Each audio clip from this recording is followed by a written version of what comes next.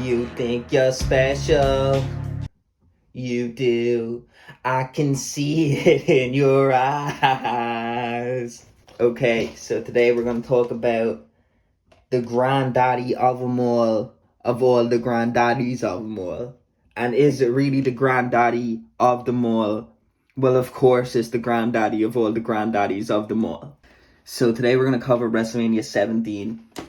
I watched this last night. Wasn't my first time watching it, of course. Won't be my last time. It's just the thing that not even annually that I'd revisit. It's something that I'd revisit quarterly even. So what makes WrestleMania 17 so special for me is it was the last WrestleMania that of its kind, because 5 months down the line, on September the 11th of this year, something would happen which would change the face of pop culture overall. So it was the last of that really good, edgy, fuck you shit that we would get out of a WrestleMania, I think. Also, of course, Limp Bizkit's My Way complements the pay-per-view so much, and it's such a perfect soundtrack for this pay-per-view. Like, anytime any wrestling fan hears My Way, boot up, will instantly think of WrestleMania 17, the Stone Cold and Rock promo. Limp Bizkit was actually here in Ireland, I think 2 weeks ago, and I didn't even know it was happening. And I went on YouTube, of course, to see footage of My Way first.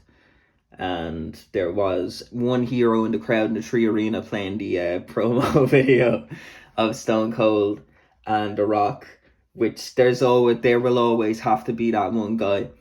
And just big up that one guy, flying the flag. But yeah, where to even begin? Like, what an absolutely stellar showcase.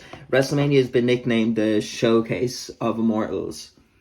This was a showcase of immortality in itself, because who would have thought that even at an odd number, 17 of all, it's like saying WrestleMania 47 is going to be just absolutely the most insane WrestleMania of all time. It was just something very, very special. And it will never be replicated. We'll come close. We definitely will come close, but it will never be replicated. First, we had Y2J versus Commissioner Regal for the IC title.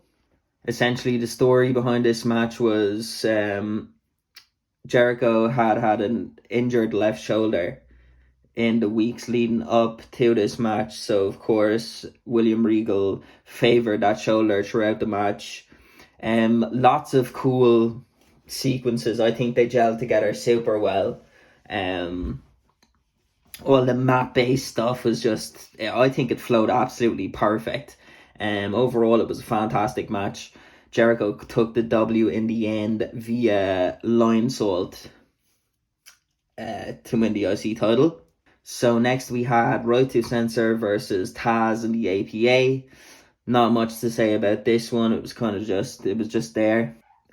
Bradshaw, I don't think Ron Simmons is from Texas, but Bradshaw and Jacqueline, it was kind of just a little morale boost for the whole arena, just to get the night pumping, like a little hometown victory for Texas. Okay, next was Raven versus Kane versus the Big Show for the hardcore title. If you haven't seen this match, you have to see this match. Like, this was just chaotic. Absolutely chaotic. Chaotic with a capital K. They ended up backstage. There was a golf cart involved. I think Raven got thrown through a window. But yeah, classic hardcore match. Like, if you haven't seen it, you have to see it. It's everything you could ask for in a hardcore match or expect on a stage like WrestleMania. We got it in that match, and Kane took the W. So next was Eddie Guerrero versus Test for the European title. Eddie was accompanied to the ring by Perry Saturn. It was a pretty good match overall. Of course, Perry intervened, then Dean Malenko came in at one point, and Eddie just clocked Test over the head with the European title to get the victory, while the ref was being distracted by Dean Malenko. Again, it was an okay match. Okay, next was Kurt Angle versus Chris Benoit.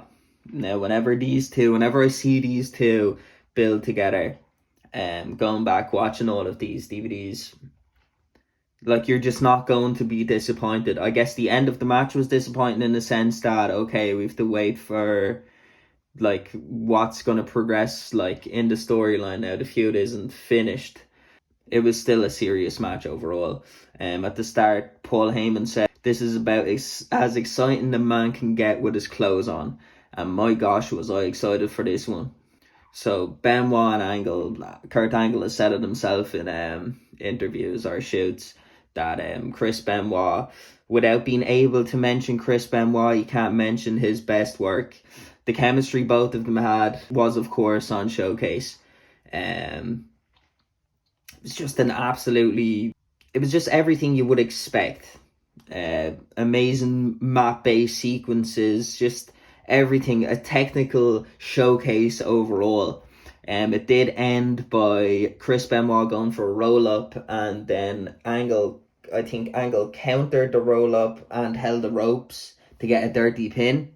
So obviously we would have to wait and see how that unfolds, probably at Backlash, I'm guessing. But yeah, Angle and Benoit, banger as always. There was a segment then where Kurt Angle was being interviewed backstage, and Chris Benoit, of course, seeked revenge, attacked Kurt Angle backstage and threw him in a crippler crossface, where Angle tapped once again. So next was Ivory versus China for the Women's Championship. Man, China was just so fire back in the day. I don't know. I think she's, even to this day, is so underrated. China was fuego. This was a culmination of what had happened in the previous months. China was pile drove by, I think, Paul Buchanan, someone from Right to Censor.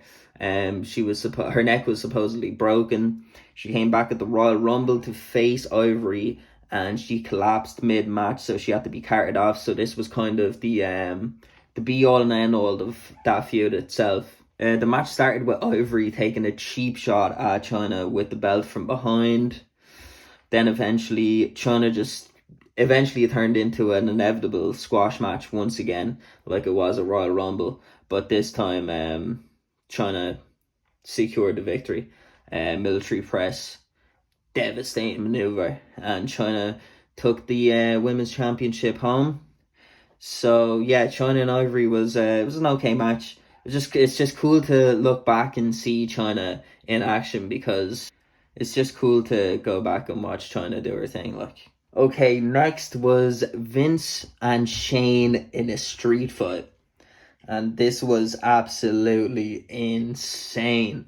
The storyline behind it was, I think Vince was cheating on Linda with Trish Stratus, but Linda was like, I think, and correct me if I'm wrong, of course, but I think Vince was drugging Linda. So Linda was just supposedly drugged out of her mind, getting wheeled around this wheelchair for however long by Trish. Shane had just bought WCW, and just had all intentions of basically doing what WCW had done in the past, but on a higher level. It wasn't a Monday Night War. This was he was aiming to take Vinnie Mac out for good. But Mick Foley was the special guest referee for this one. Somewhere near the start of the match, Stephanie slapped Shane McMahon in the face. And oh my god, almost straight away, like, there was just this huge mouse below his right or left eye. But it stayed there for the whole match. Like, she gave him quite the shiner. Which was really, it looked pretty rough, like. there was another point in the match where Shane planked Vince up on the Spanish announcer's table and went for the leap of faith off of the turnbuckle to the announcer's table. Vince McMahon rolled out of the way. Shane just took that. So that kind of took Shane out of the match for a brief amount of time. Trish slapped Vince, and then Stephanie got involved, which led to a catfight, and then both of them went backstage. And then Vince went to attack Linda, and Mick Foley intercepted.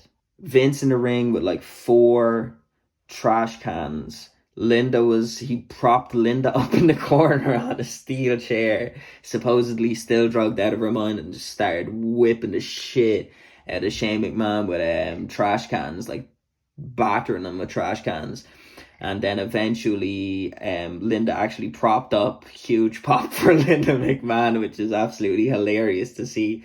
She kicks Vince in the family jewels. I think Mick Foley comes in, then he starts wailing on Vince, and that allows Shane to hit Vince with an insane coast to coast with a trash can and just win the match from there. So yeah, overall insane match. My girlfriend, I actually sent a video of it to my girlfriend because our bedroom's next door.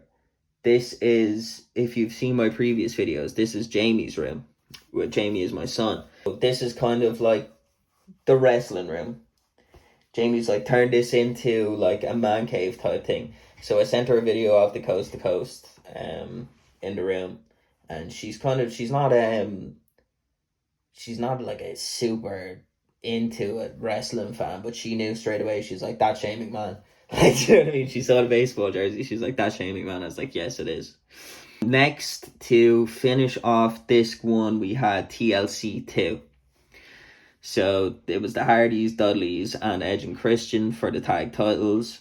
If you haven't seen this match and maybe don't even want to watch this pay-per-view in its entirety, which I do suggest you do watch this pay-per-view in its entirety, TLC 2 is an essential match for all fans to see. So basically just an absolute spot bonanza of tables, ladders, and chairs. Chaos and carnage with a capital K. We'd run-ins from Spike Dudley, Rhino, Lita. Lita hit Spike with probably one of the most brutal chair shots I've ever heard in my life. Like, this was insane. Like, molded the chair around poor Spike's skull. Kind of just basically a blink and you'll miss it type match. Like, so many iconic moments from this one match. Again, just an absolute essential for any wrestling fan to see. Edge and Christian did secure the win in the end. So that was the end of disc 1. As far as extras are concerned, on disc 1 we have a pre-match interview with Chris Benoit. We have a match from Sunday Night Heat just before Wrestlemania 17 went on air. It's Grandmaster Sexay and Steve Blackman versus X-Pac and Just Incredible. Then there's a video of the Superstars at Fort Hood. I assume that's in Texas. I'm not going to say Houston because I don't know. I don't want to be like ignorant to make an ignorant guess, but it's in Texas. I don't know if it's in Houston. And then finally is just footage of the WWF Access at Houston. So then we switched this over to disc 2. Next was the Gimmick Battle Royal. We had a appearance from Mean Gene and Bobby the Brain Heenan to commentate this one. This match consisted of Bushwhackers, Duke the Dumpster Droese, big up Duke the Dumpster Droese, Iron Sheik, rest in peace Sheiky, Earthquake, The Goon, Doink, Kamala, Repo Man, Jim Cornette, Nikolai Volkov, Michael Hayes, One Man Gang, Gobbledygooker, Tugboat, Hillbilly Jim, Brother Love, and Sergeant Slaughter, which was the actual victor of the Gimmick Battle Royal. I was pretty sad that Sheiky didn't win it because I love Sheik. I love the Sheik so much, man. I can't stress how much I love the Iron Sheik in and outside of the ring. Not so much of It's not kind of like a, oh, like so funny, like fucking drug addict, this and that kind of a thing. Like, it's not that. Of course, the comedic value is there, but just if you've seen the Sheik documentary or movie, whatever you'd consider it, um, just huge amount of respect for the Iron Sheik overall, man. Seriously. But yeah, Sergeant Slaughter took the W for the gimmick battle royal. Okay, next was Triple H versus The Undertaker. Triple H actually had Motorhead perform his theme live, which was really, really, really, really cool. And there was a point where Triple H was like up at the corner and he kept pointing at Lemmy, like waiting for Lemmy to point back at him, but like he wouldn't. So Triple H would just continue doing his like pose and then go back to point at Lemmy. I think that happened like 2 or 3 times. Then eventually Lemmy's just like, "Yeah, I see you. I saw you the first time," but yeah, something like that. But the match essentially starts on the outside. Triple H got punched. What a sell. Triple H got like a right hand from The Undertaker, just flew through the replacement of the Spanish announcer's table. And they ended up in the crowd. They ended up in, I guess this a camera nest. Like, camera, well, no, I think JR said it was a camera tower. They ended up there.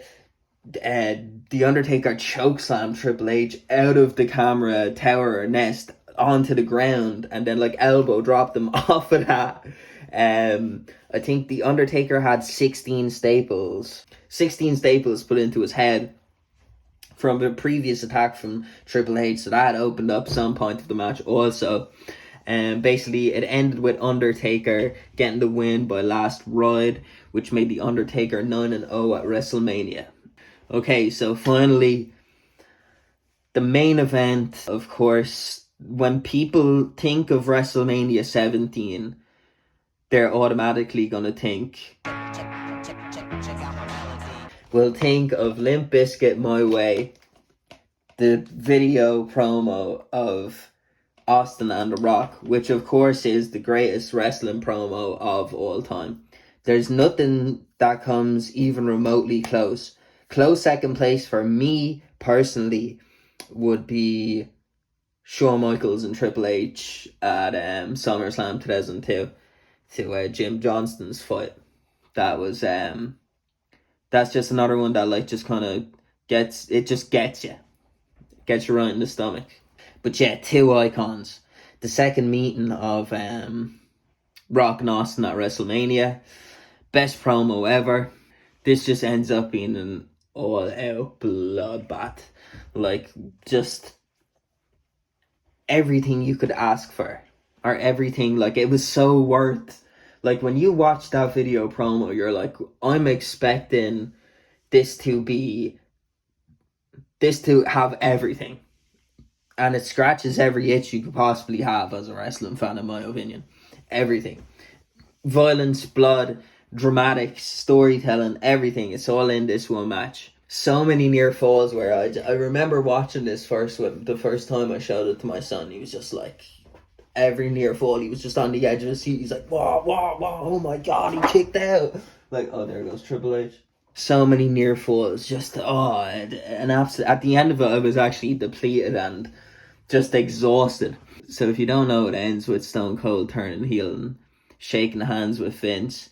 The Rock just would not lay down. The way it had to end was Stone Cold picking up a chair and just absolutely smashing this steel chair off of The Rock until he could not smash no more and The Rock could not kick out. So Austin took the victory there, took the title home, cracked a couple of Steve Weisers with Vince. So just a huge cliffhanger and a huge, at the time I'd imagine a huge just like, what the fuck just happened? Can't wait for Raw, wish Raw was on like straight after this kind of a thing.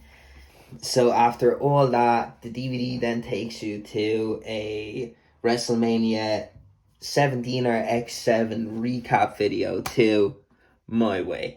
Once it took me back to the main menu, I kind of just sat there for a few minutes and I was just like, I was trying to schedule it in my mind, like, right, how long can I leave this now where it'll be kind of like remotely fresh to my brain? I'm already excited to watch it again. Obviously, I wouldn't run it straight back. Like, I'm gonna leave a gap. That's what I tend to do with like my favorite stuff, so it just doesn't burn out, and come back to it. But man, I'm so excited to watch this again already.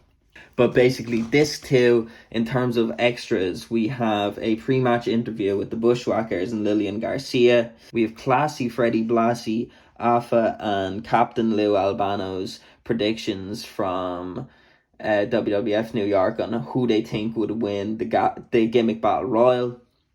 We have footage of Triple H signing autographs at WWF Access, and then Undertaker comes in, interrupts that, and that kind of breaks out into a brawl. Then we have the WrestleMania 17 recap, which was shown at the end of the pay-per-view anyways.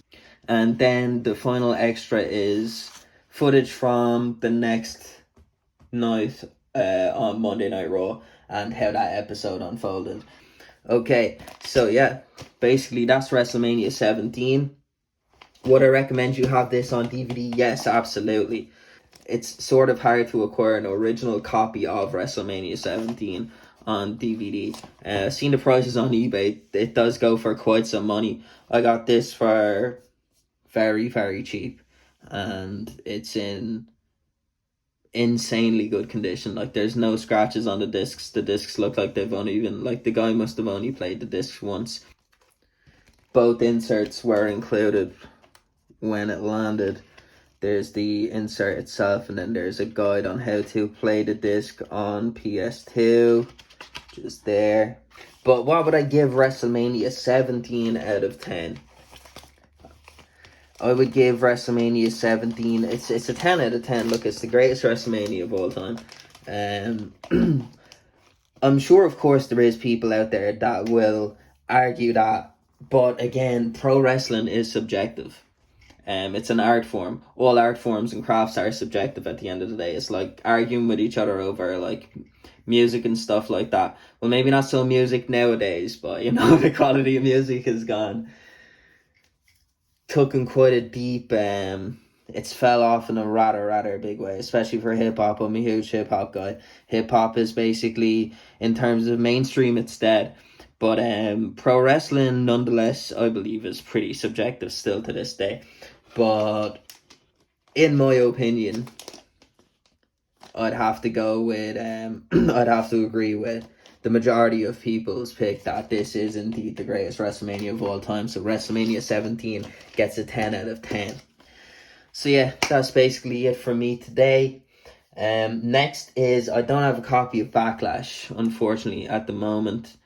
I don't know if I'll be able to acquire a copy of Backlash anytime soon either. So next we're going to roll over to Judgment Day 2001, so that'll be the next review. But once again, as always, guys, thank you so much for listening to me talk shit about another wrestling DVD, and that's been WrestleMania 17, and thank you so much. Take care.